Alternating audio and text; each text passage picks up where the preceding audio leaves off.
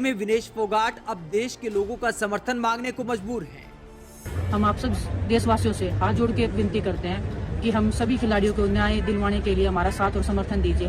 Please Jantar Mantar पे आइए। पिछले कई महीने से विनेश फोगाट, साक्षी मलिक सहित देश की बेटियां बीजेपी सांसद ब्रिजभूषण शरण सिंह के खिलाफ इंसाफ की लड़ाई लड़ रही हैं। तो प्रधानमंत्री क्यों तमाशा देख रहे हैं? मेरा नाम शालिनी उन्नीकृष्णन था। मेरे जैसे 32,000 गर्ल्स कन्वर्ट होके सीरिया और यमन के रेगिस्तान में दफन हो चुकी है। एक नॉर्मल लड़की को एक खतरनाक टेररिस्ट बनाने का सबसे डेंजरस खेल चल रहा है। हवाई जहाज के जरिए जवानों को भेजने की अपील की थी। क्या बतौर गृह मंत्री आप इस मुद्दे पर रोशनी डाल सकते हैं? सीधा सवाल है दोस्तों। यही बात तो सत्यपाल मलिक ने कही। Kaushik Hore started Queer Us, that brought queer people together in small towns, started Satrangi, also a trans feminine Indian livelihood venture. Rafael Alom Rahman decided and dedicated works to counter queerphobia and Islamophobia from Dhubri, Assam. Supreme court ने एक बार फिर से इस पर गंभीर टिप्पणी की है। वहीं बॉम्बे लॉयर्स एसोसिएशन ने कानून मंत्री किरेन रिजिजू और उपराष्ट्रपति जगदीप धनखड़ को अयोग्य ठहराने की मांग की है। इससे भी बड़ा इनसाइड जॉब एप्टेक में 2016 में सामने आया, जब एप्टेक के बड़े shareholder big bull the late Rakesh Jhunjhunwala पर सेबी ने एक्शन लिया। एप्टेक के शेयर्स में इनसाइड ट्रेडिंग के केस में 1 करोड़ का फाइन लगाया गया। कि राहुल गांधी को बोलने दो 16 मिनट के लिए सदन की कार्यवाही को म्यूट कर दिया गया। माइक बंद किए जाते थे, अब तो सदन को म्यूट किया जा रहा है। और ये मैं अपने आप से नहीं बोल रही हूं। बखमूत में रूस पिछले 8 महीनों से कब्जा करने के लिए जंग कर रहा है। भयंकर खून खराबे के बाद रूस ने बखमूत पर कंट्रोल कर लिया है। रूस के लिए बखमूत रणनीतिक तौर पर बेहद खास शहर है। गत 20 বছরে আমাদের দেশে যারা জ্ঞানী, যারা প্রতিভাবান, যারা বিদগ্ধ, যারা সমাজের শ্রেষ্ঠ মানুষ, গত 20 বছরের মধ্যে তাদের প্রায় 90% মারা গেছেন এবং যারা মারা গেছেন তাদের কোনো বিকল্প তৈরি হয়নি। আস্তে আস্তে দেশটা একটা শূন্য, নিরক্ত, ঊষর জায়গাতে পরিণত হতে যাচ্ছে।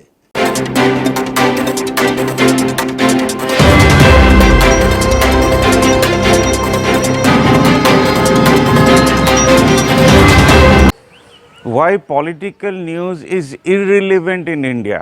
आपने पहला शॉट में देखा, हमारी देश की एक रेसलर अभी रास्ते में है and no one is bothered because ये एलिगेशन एक बीजेपी मिनिस्टर के अगेंस्ट में है जो अभी देश चला रहे हैं, जिनको गवर्नमेंट भी बोला जाता है। पार्टी गवर्नमेंट नहीं होता है, बट पार्टी के आदमी इनके अगेंस्ट में कोई स्टेप ले ही नहीं पाएंगे। तो ये जो छोटे छोटे न्यूज़ हैं हमारे देश के, ये कोई चेंज नहीं ला पाएगा। अगर आपको एक परिसंख्यान दिया जाए, हमारे देश में कितने पार्टी ऑफिसेज हैं तो लाखों में होंगे, कितने मंदिर हैं वो भी लाखों में होंगे, कितने इंस्टीट्यूट हैं माने क्लब्स है वो भी लाखों में होंगे, कितने गुरुद्वारा है वो भी हज़ारों में होंगे। सिर्फ गुरुद्वारा ऐसा एक जगह है जहाँ से खिलाया जाता है, पिलाया जाता है और वो हॉस्पिटल्स भी खोलते हैं। इसको अगर बात दे दें आप, तो जितना भी जगह का नाम हमने बोला नियरली वेस्ट है। मंदिर से फिर भी खिलाया जाता है, एम्प्लॉयमेंट जनरेट होता है, एक तरीके का बिजनेस होता है। आप पार्टी ऑफिस पकड़ लीजिए, आरएसएस का ऑफिस पकड़ लीजिए, सीपीएम पार्टी ऑफिस पकड़ लीजिए, कांग्रेस पार्टी ऑफिस पकड़ लीजिए, इतना बड़ा जो मैमूथ स्ट्रक्चर है एक आदमी के पास खड़ा नहीं हो पाता है, एक आदमी के पास। इसलिए जो भी पॉलिटिकल न्यूज़ हम लोग सुनते हैं या तो सिनेमा बनता है, कुछ भी बनता हो, it's a major total waste, पूरा डस्टबिन। आप जो घर में डस्टबिन बनाते हैं, माने जो गंदा जुगाड़ करते हैं जाके डस्टबिन में फेंक देते हैं, तो हमारा देश का न्यूज़ भी वो डस्टबिन वाला ही न्यूज़ है, आपके कोई काम नहीं आने वाला है। बीजेपी का तो सबसे बड़ा मंत्र है जो गौ हमारी माता है, तो उनकी खुद की माता, उन पार्टी कैडर लोग का खुद का माता, हमारी देश की माता, ये लोग मेरी माता, आपकी माता, उनके लिए कोई मायने नहीं रखता है। तो वैसे भी कांग्रेस भी नहीं माने रखता होगा। इतना डरते हैं कांग्रेस से, जो राहुल गांधी का सदस्य पद एक दिन में खारिज कर दिया। जिन्होंने केस किया, ना वो मोदी थे ना कुछ थे, अपना नाम चेंज करके मोदी कराया, स्टे ऑर्डर ले लिया था। फिर पता नहीं क्या हो गया, जब ये इनके अडानी के अगेंस्ट में बोलने गए पार्लियामेंट में, तो संग का संग वो केस गुजरात में ही चढ़ाकर गुजरात से ही उनको बंद कर दिया, जबकि उन्होंने स्पीच रखा था और कहीं। तो ये लोग कांग्रेस से क्यों डरते हैं? क्योंकि Congress was responsible for independence movement in India, तब ये ब्रिटिश के साथ थे, इसलिए इनको कुछ फ़र्क नहीं पड़ता है। झूठ के ऊपर झूठ बोले जाएंगे।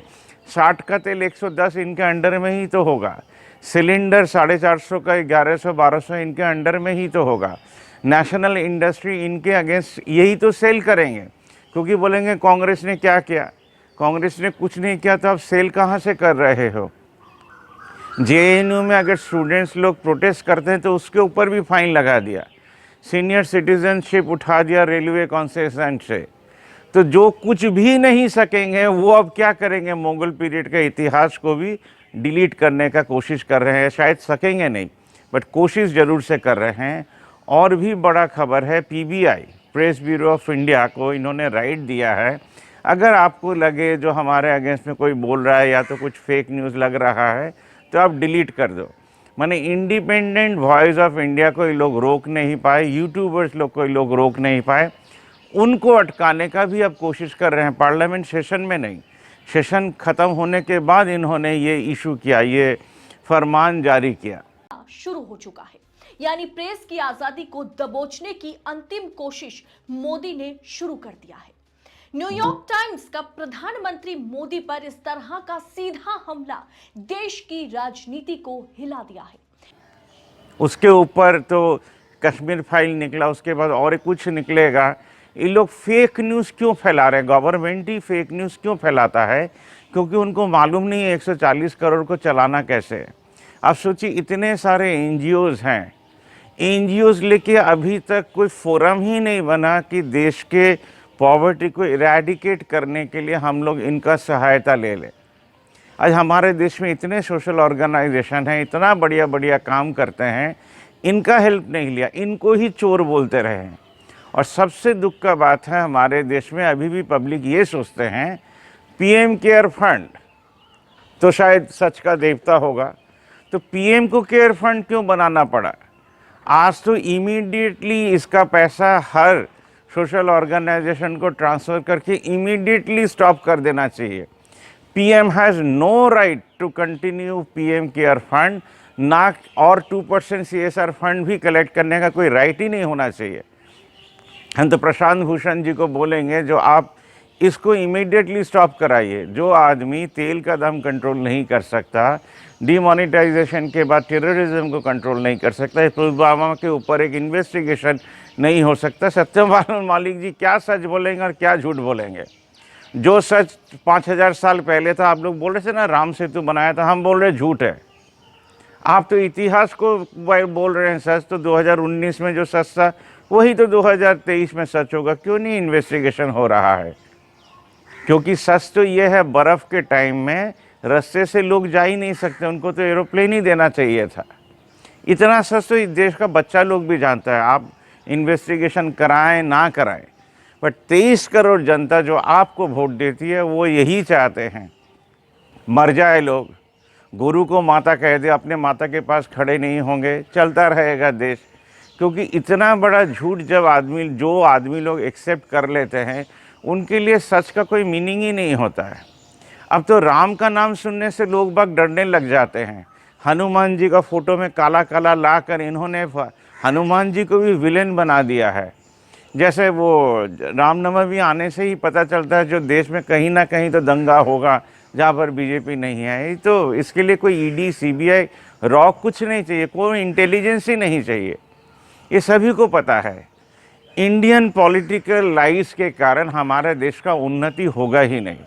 बस एक ही होप है, अगर हमारे देश में जितने भी गवर्नमेंट एम्प्लॉई हैं, अगर उन लोग देश के उन्नति के लिए हर महीना 1000 रुपया डोनेट करें, अपने ही हाथ से हर घर को सोलर बनाएं, हर बस्ती बाड़ी का रिपेयर कर दें और उनके घर में सोलर लगा दें, तब जाके हमारे देश में चेंज आएगा। उसके बाद किसान के पास खड़े हो जाएं, उनके साथ एग्रीमेंट कर लें जो एमएसपी क्या होगा और उसी दाम से ख़रीदें, उनको एडवांस पेमेंट करें। वो अपना प्रोडक्शन आपके हाउसिंग में लाके बेचेगा या तो बाज़ार में लाके बेचेगा। हर सिटीज़न को किसान के साथ अगर जोड़ दिया जाए तो भारत का भविष्य है। हर घर को सोलर बनाया जाए तो घर हमारे देश का भविष्य है। हर लड़की के शादी में पेड़ बेचकर अगर उनको हेल्प किया जाए, माने लड़की भी पेड़ लगाएगी, तब शायद हमारा देश का भविष्य है। हर किसी को एक सोशल टैक्स अपने सोशल ऑर्गेनाइजेशन को देना पड़ेगा, जहाँ से उसके पास हमारा देश खड़ा होगा, तब जाके हम लोग उन्नति कर पाएंगे। जितने भी लोग हमारे देश में प्राण दिए हैं, आज उनको हम लोग डिसरेस्पेक्ट करते हैं। कोई भी आप न्यूज़ चैनल देख लीजिए, कहीं पर भारत का उन्नति लेकर 1% भी टॉक नहीं होता है। इतना बकवास कहाँ से कैसे परोसा जाता है हमारे देश में, और वो खुद भी घर जाके अपने बच्चियों से, अपने हस्बैंड से या तो अपने वाइफ से इतना भी फीडबैक नहीं मिलता होगा। जो रामायण में पहला क्वेश्चन था कि आप मेरे पाप के भागीदार बनोगे। इतना सारा हेटरेड हमारे टीवी चैनल से आता है कि देखकर हंसी आता है कि ये लोग भी पीएचडी थे, एमए थे। इतना बकवास कैसे परोस सकते हैं देश के लिए, आई डोंट नो। फिर भी यूट्यूबर लोगों ने थोड़ा बहुत सेंस ऑफ इंडिया को अभी भी पकड़ के रखा है। अगर बीजेपी के हाथ में और 1 साल रह गया इंडिया तो बर्बादी हो जाएगा। आज जो लास्ट 2019 का इलेक्शन हुआ, 6 lakh VVIP pad was defunct. तो आज झूठ के ऊपर खड़ा है ये देश, काफ़ी सालों से खड़ा है झूठ के ऊपर ही। अभी भी भाषण से हम लोग जो बात सुनते हैं उसको विश्वास करते हैं, कर्म में नहीं करते हैं। इसलिए महाभारत का हर वर्ड को झुठवाने वाला हमारा जो देश है, बस एक ही होप है हमारे देश का, वो है नागरिक। अगर आपका जागरण हो जाए, पार्टीलेस डेमोक्रेसी काफ़ी सारा बात करने का कोशिश कर रहे हैं, अभी भी वो हमको रिकॉर्डिंग नहीं मिला जहाँ से ये समझ में आए कि एजेंडा क्या है, वो कहना क्या चाहते हैं। कैमरा दूर से पकड़ रहे हैं, कोई मीटिंग में जाकर किसी का भाषण भेज रहे हैं, ये सब सुन के फ़ायदा नहीं है। आप डायरेक्टली 1-to-1 रिकॉर्ड करके भेजिए, तब तो समझ में आए जो पार्टीलेस इंडिया कहना क्या चाह रहा है। इसको हटाओ, उसको लाओ, आप भी बोलेंगे जो हम तो करप्शन फ्री हैं, इससे जानकर कोई फ़ायदा नहीं है। आप कितने करप्ट फ्री हैं, ये जान के फ़ायदा है कि आप देश के लिए कर क्या पाएंगे, आदौ कुछ कर पाएंगे। करप्शन फ्री इंडिया वो दूसरा सोचे, उसको छोड़ दीजिए। आप इंडिया के लिए क्या कर पाएंगे, दैट इज़ द असली न्यूज़।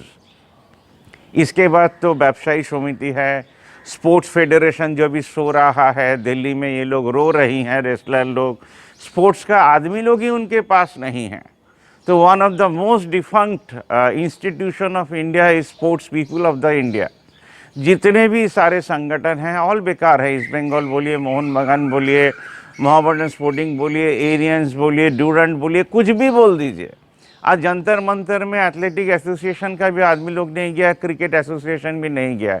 तो स्पोर्ट्स पर्सन ही स्पोर्ट्स पर्सन के पास में नहीं होंगे तो कौन एक्शन लेगा बीजेपी के इस आदमी के अगेंस्ट में। The only hope India has now is भगवान, जो आपके थ्रू काम करवाना चाहता है, सकेगा नहीं जब तक आपका जागरण होगा नहीं।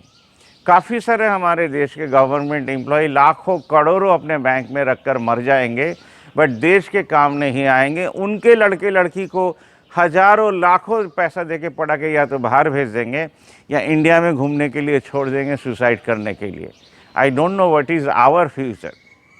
आपने अब्दुल्ला अबू सैयद का लास्ट जो स्पीच सुना, जो लास्ट 15 साल में 90% सोचने वाले आदमी मर गए, तो हमारे देश को जब टीवी चैनल देखते हैं लगता है सभी कोई मर गए। कोई ऐसा जिंदा ही नहीं है जो देश के लिए सोच रहा है। बस आपके हाथ में है अभी देश। अगर आप नागरिक हैं, हो सकता है आप एमएलए हो, कुछ नहीं कर पा रहे हो, अपना टाइम ही वेस्ट कर रहे हैं, घर में बैठ के रो रहे होंगे या तो हनुमान चालीसा पढ़ रहे होंगे। अब आप देश के लिए कुछ कर सकते हैं, कोशिश कीजिए। हमको सुनने के लिए धन्यवाद। लाइक, कमेंट, शेयर, सब्सक्राइब सभी कोई बोलते हैं, अब हम भी बोलने लग गए हैं, ज़रूर से कीजिएगा। हम लोग को फंड भी आप लोग भेज सकते हैं, नंबर डिस्प्ले कर दे रहे हैं। क्या काम हम लोग बोल रहे हैं, आपके वहाँ पर एक बैंकिंग सिस्टम शुरू कीजिए, पुराना खबर का कागज़, खाता बुक जमा करवाइए, एक लीफलेट दीजिए सबको। 2000-3000 आदमी को तो आप लोग एक कर ही सकते हैं इस तरीके से। दिल्ली में एक महीना में तो शायद 300-400 का पेपर बन जाता है। तो 2000 आदमी मल्टीप्लाइड बाय 400 जो पैसा बनता है, उससे आप लोग काफ़ी कुछ कर पाइएगा। थोड़ा इंडिया के लिए सोच लीजिए, महीने में 1 दिन 2 घंटा वही काफ़ी है। जब आपको ये चस्क लग जाए जो हाँ हमसे भी कुछ होगा, तब आगे सोचिएगा। धन्यवाद।